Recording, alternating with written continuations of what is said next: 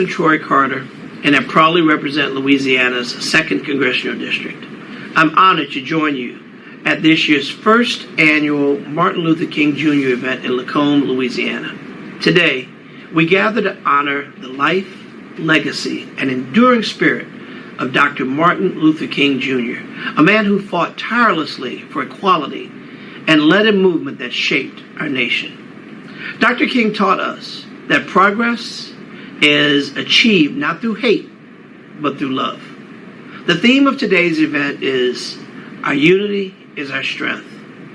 And this perfectly encapsulates the mission of Dr. King. As we continue to strive toward a more perfect union, we must do so by standing together. We are blessed to have the examples of the civil rights leaders and activists who have come before us. Let us honor their strength and unwavering dedication. Honoring Dr. King's legacy requires more than just words. It demands action. It's a call on each of us to challenge inequality wherever it exists, whether it's being in our neighborhoods, our schools, our workplaces, or equally as important, in our democracy.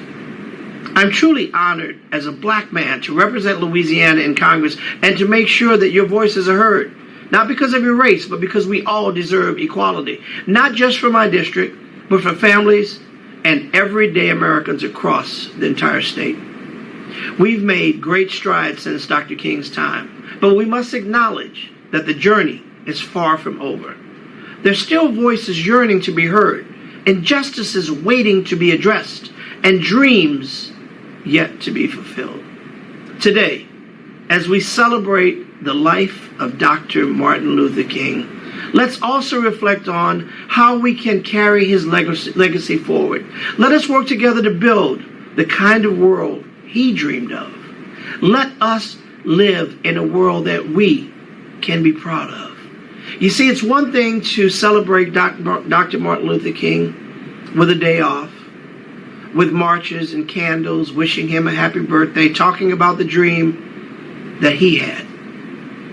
My brothers and sisters, it's time to come up with the next dream. To work in our communities, to work in our churches, to work in our fraternities and sororities, to work in our classrooms, to work in the streets, to remind people that God made one race of people and we fools made the rest. God made a human race. And now on this day, as we celebrate the life of Dr. Martin Luther King, let us all take up the mantle.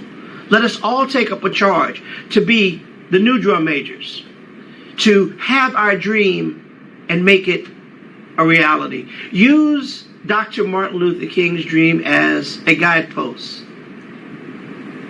But let's not continue to use that dream as our reality. You have within you, every one of you, the ability to be the next dreamer. You have within you, right now, the ability to touch one, reach one. Let's demonstrate that we can love each other. Let's demonstrate that the lives that are lost in the civil rights battle were not lost in vain. Let's demonstrate that in 2025, we will do better than we did in 2024 and do better than we did in 1960 and 65. We will demonstrate that although the enemy hits hard, through prayer, hard work, and commitment, we'll do better.